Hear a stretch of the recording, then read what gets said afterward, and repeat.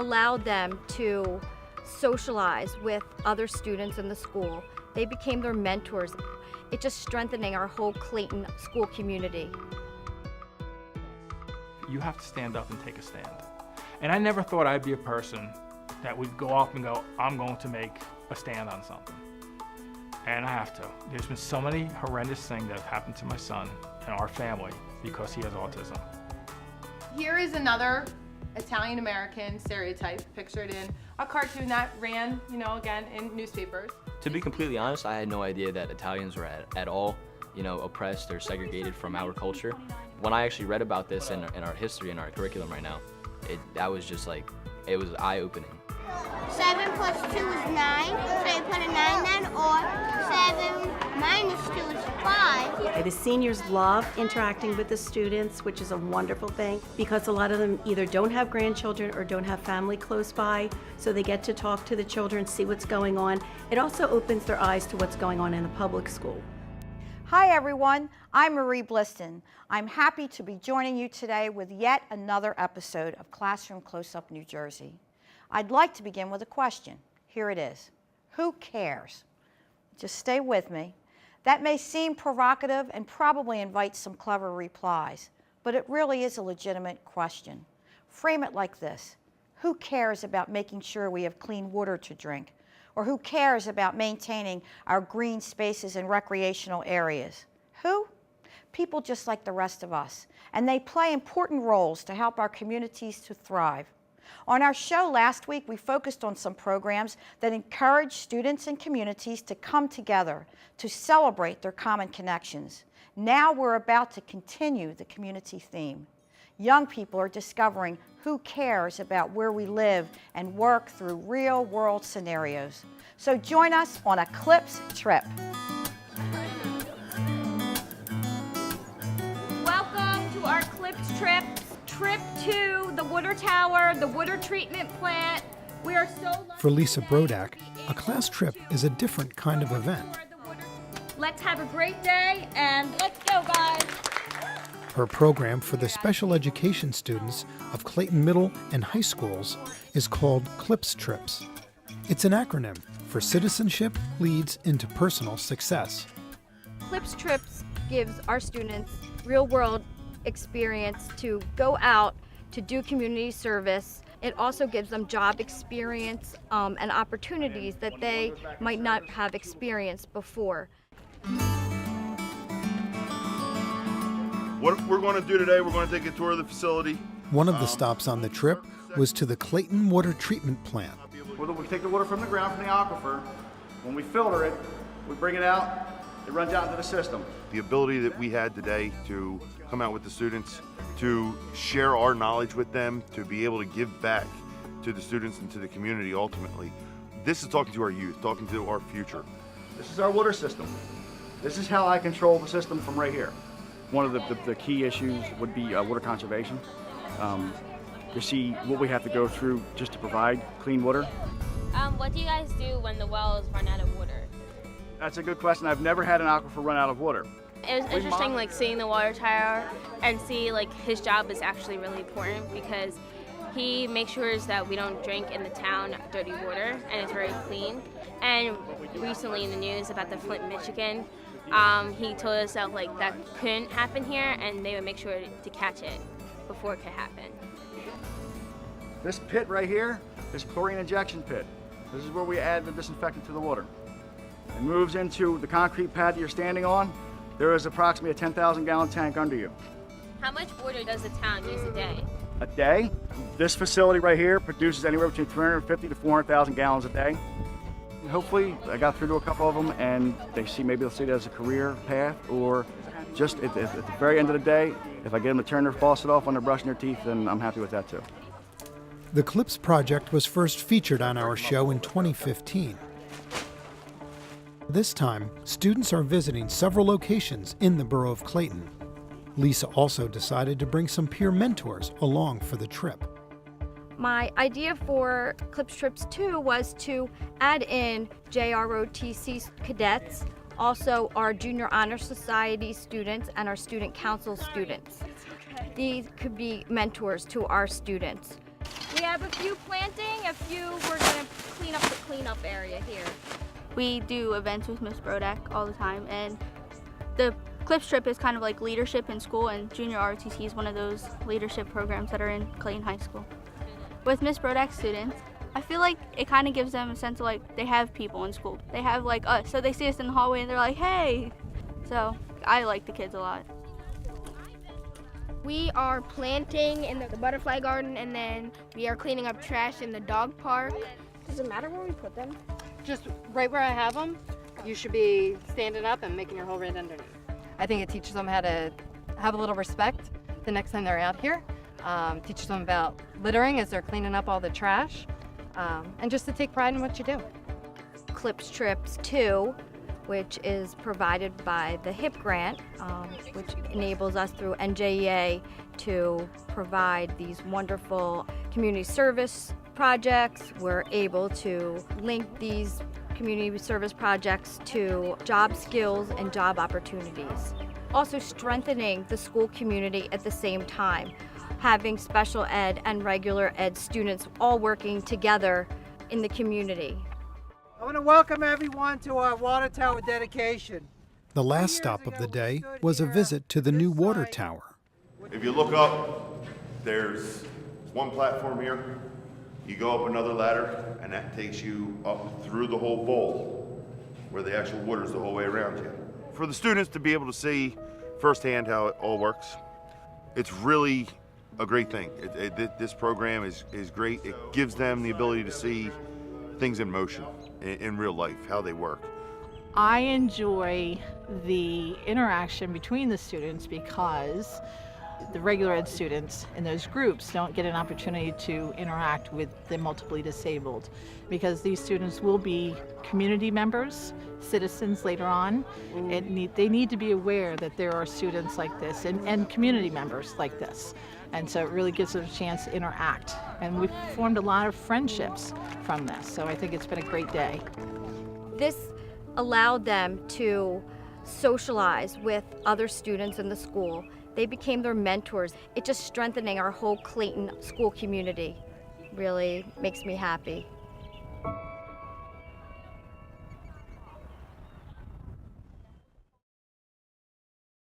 Projects like this can help strengthen the school community by demonstrating what it means to practice acceptance and to support one another.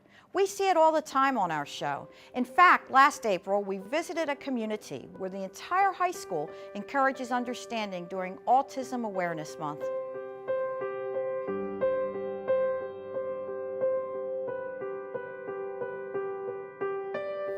Imagine a world different than your own. Imagine that you are limited in your abilities to communicate with others. Imagine that you may physically attack your family and teachers for reasons you cannot explain. Imagine that people may laugh at you because you act differently. Kids are all different. We all have different talents, different strengths, also different weaknesses. And it's very easy to go through and just push people aside. But these are humans just like us, and we should try to understand and respect them, just like I would want to be respected. Student peer leaders at Howell High School are spending a day speaking with their classmates to promote autism awareness and acceptance during National Autism Awareness Month. It's very important, especially students in our school where we do have an autism program and we do interact with children with autism. It's important to know how to interact with them. So that's why we really put this together. Howell is home to one of the largest high school autism spectrum disorder support programs in New Jersey. We have a comprehensive program. We're a regional district, so all students who require a self-contained special education autism program come to Howell High School. We offer programming to meet their social skills, functional skills, and academic well-being. And we really try to make sure that students interact with our general education peers. That's a pivotal part of our program. Do not stare or laugh at someone with autism just because they act differently, and do not put your arm around or hug someone with autism. Instead, offer a high five, handshake, or fist bump. We have a fair amount of interaction with those students on a daily basis. They walk the halls just like we do during our switch times. They sit at the lunch tables right next to us. They even participate in the same physical education classes that we do. So it's very important that we understand how to interact with them and understand how they're going to interact with us. It's a two-way street that I think a lot of students needed to get, and that information was provided to them today. Along with information, the students present short films that have connections to the school, including interviews with siblings of autistic students and a discussion with teachers who work in the ASD program. Though perhaps the most personal connection comes from business teacher Tim Hogan, who shares his family story. It is so isolating. You can't go out places. There's places you can't go. People treat you very, very poorly, and it's really, really frustrating. Hogan became the driving force behind Howell's awareness program 6 years ago, following a challenging experience involving his son Sean, who is on the autism spectrum. That night, I happened to be down on the boardwalk walking with my son, and some dogs were going by, and they started barking, and my son has issues with that, and he got visibly upset, and everyone stopped and stared, and just were like, you know, and he's just a little boy and people were saying, oh, it's okay, the dogs are okay. No, it's not okay. Like, you don't know what you're torturing this kid. The experience was not an isolated one, and Hogan decided he needed to do something to educate people how to interact with autism. So he reached out to fellow teacher Mary Collins about recruiting the peer leader group she advises, known as the Anytowners, to help inform the entire Howell community about autism. The Anytowners are 9 seniors who were picked by the principal and myself, and we saw that these were the students in the school who really stood out as far as their leadership skills and their ability to make an inclusive environment in Howell High School. Teacher Jacqueline Kehoe, a Howell graduate, was a member of the Anytowners that year. Mr. Hogan approached us and said, you know, my son has autism and it's something I really want to get awareness, I want it out there. And we said, if there's anything we can do, we would love to. And I think from there, it was really Mr. Hogan who took this and just ran with it. And I think it's an incredible message. Hogan is deeply involved in the awareness efforts. During assemblies, he shares intimate details of his family's life through stories and a short film titled Autism Island. To come up there and make a presentation, it's incredibly personal. But you know, sometimes in life, you have to stand up and take a stand. And I never thought I'd be a person that would go up and go, I'm going to make a stand on something. And I have to. There's been so many horrendous things that have happened to my son and our family because he has autism. It was one of those horrendous things that sparked Howell's latest awareness initiative, asking students to take a pledge. And we can start by pledging to not say the R word or retard. The R word is something that we came about last year, and it was based on a story of I was in Belmar with my son, and a car came up behind us and started chanting, retard, retard, pointing in the back of my car, pointing at my son. And I was so low. I mean, it just took me to depths. I couldn't believe someone was doing this.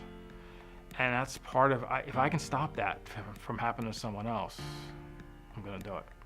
That incident inspired the creation of a social media campaign and video that has drawn significant attention to the cause. Last year we launched this campaign. We had 190,000 views on Facebook, all over the world. Australia, England, Ireland, most of the US states, all over Canada.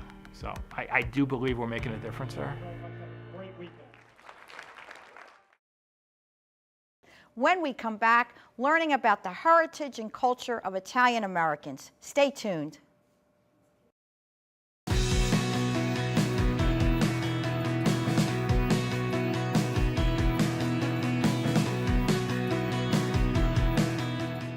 Students in school are there to learn. Students who are gifted are there to learn also. So we should be offering them opportunities to learn something new every day. Not simply expecting them to be there and be satisfied, because you know it, it's fine, don't worry. They're not worried, they want to learn. They want the opportunity to learn like everybody else is learning also. Stimulation and challenge will go a long way toward meeting their needs. Good morning, everyone. As you can see, Mrs. Rock and I are going to co-teach a class today.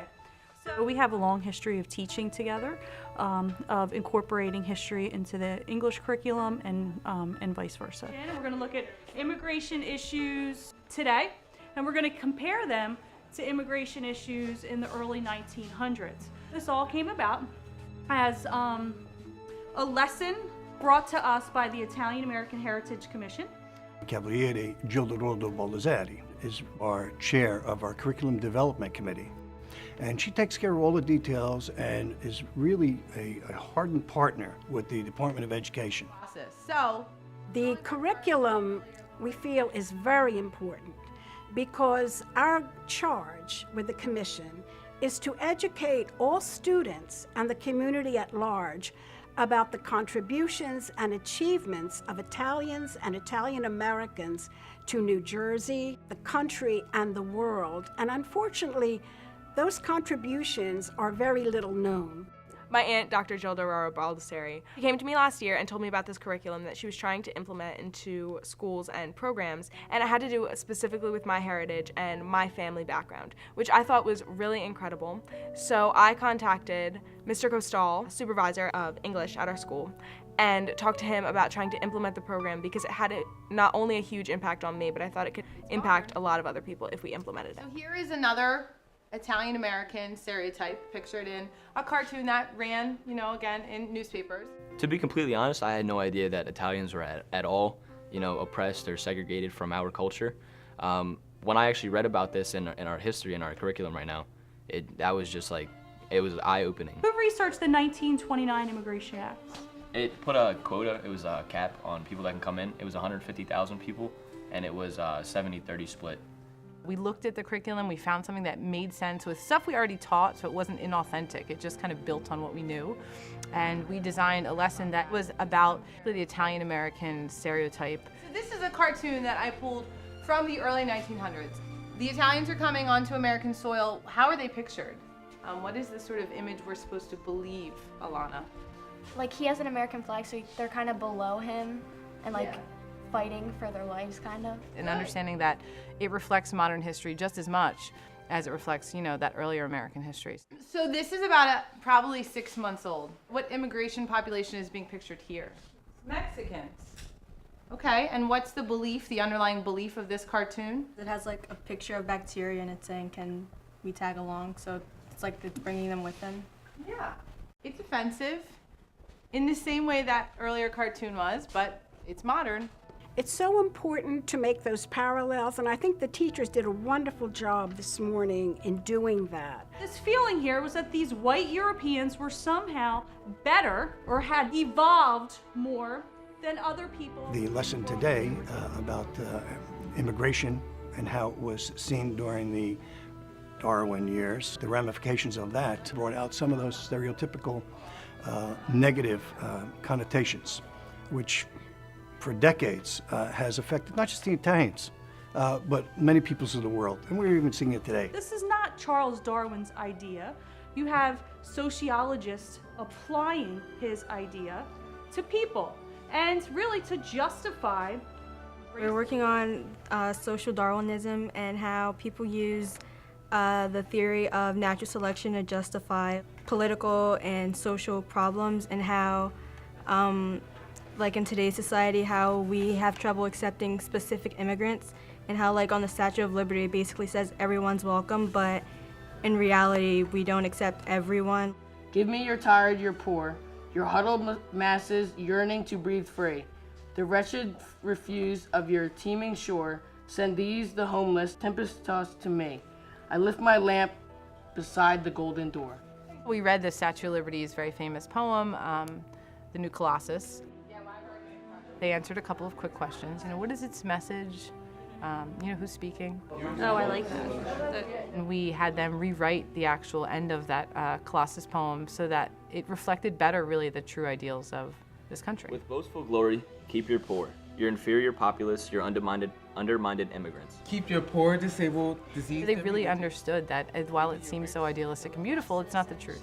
Give me your good, you're innocent, you're rich and successful, the best of the best. The game I thought was really important. We have totally lost control of illegal immigration, even with criminals.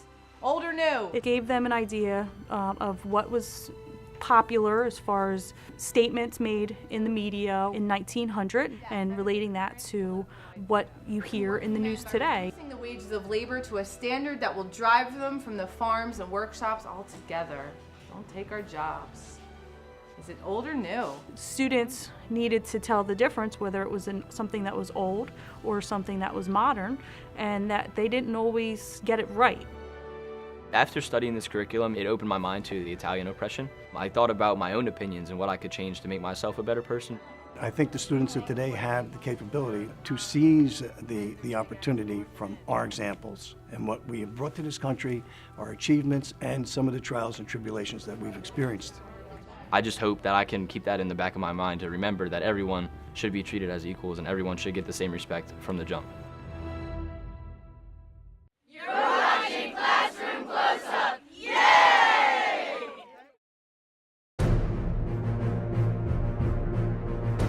To get the children ready for today, I really start the first day of school. We learn different math games, and we role play. I made half the class senior citizen residents and the other half the students. Good morning, boys and girls. We're here to play math games with our senior citizen. My students from my class and Mrs. Gaines's class are here to play math games with the senior citizens. We're here to interact with the senior citizens, show them how math is a little bit different than when they went to school. Let the games begin!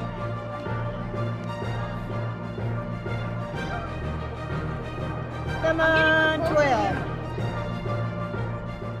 We are visiting and making friends with the senior residents here to try to bridge the gap between the generations, number one, and the schools and the community. 4 minus 3 is 1. She's very skilled at this. It's like dominoes, you have to match your car. And all of this is possible through a New Jersey Education Association Pride in Education grant. The NJEA Pride Grant is funded through the dues that are paid by New Jersey Education Association members. The purpose of the Pride program is to build bridges between the community and the school districts. However, I think we need to even take that message a step further and let them know that really this is the school district employees, not the district itself. But the members of the union are actually contributing back into a fund that is paying for events like this. My third year. Why wouldn't I like it? Five of them. I've been here since they started. Our math curriculum is based on investigations, which does have a lot of game playing, which helps the children problem solve, use higher level thinking skills, and hopefully get ready for the real world. 7 plus 2 is 9, so you put a 9 then, or 7 minus 2 is 5, so you put a 5 down. The seniors love interacting with the students, which is a wonderful thing, because a lot of them either don't have grandchildren or don't have family close by, so they get to talk to the children, see what's going on. It also opens their eyes to what's going on in the public school. You have been gracious for many years to allow us to come here and enjoy your clubhouse, enjoy your company. So I would like to give a special thanks to Marie Campbell, who is my go-to person at Holiday Village for all she's done for us. Thank you, Marie. About 8 or 9 years ago, they started this. And I've been doing it now for 5 years. The seniors do enjoy it. They really do. I mean, everybody that talks to me about it says, oh, what a great day. You know, when are they coming? They just enjoy being with each other. They just have fun. I think a day like today, where the children can come away from their setting, but still bring some of the skills that they've learned in school, is very important for the community to see that not only their votes for things like school budget, but also the amount of time that they're willing to invest with their public school system, I think is very important, that it's taken away from the building once in a while, that it's put more of a personal face on it. What it is that we do and what the children are benefiting and what the seniors benefit by the children being engaged.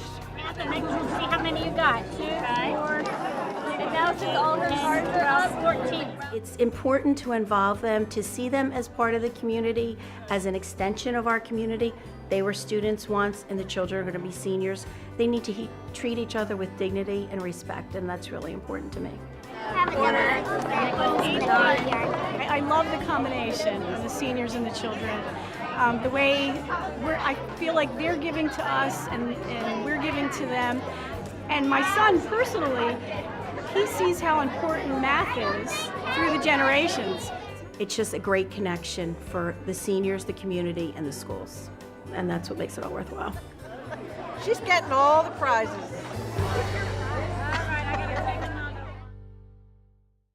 I can tell you there's nothing like spending the day with the grandkids. I have 3 and I learn something new every time. Intergenerational activities can be fun, healthy, and as we've seen today, educational. Both the seniors and the second graders are making memories for life. That's what happens when school meets community, opening up the world for young people, expanding their horizons with knowledge, acceptance, awareness, and guiding them into the world beyond their classrooms. We hope that we helped expand your horizons today. Please check out our website and follow us on Facebook and Twitter to get lots of updates about where we've been and where we're going next. When we see you again, we'll find out what it means for students to lead. Until then, for Classroom Close-Up New Jersey, I'm Marie Bliston. See you soon.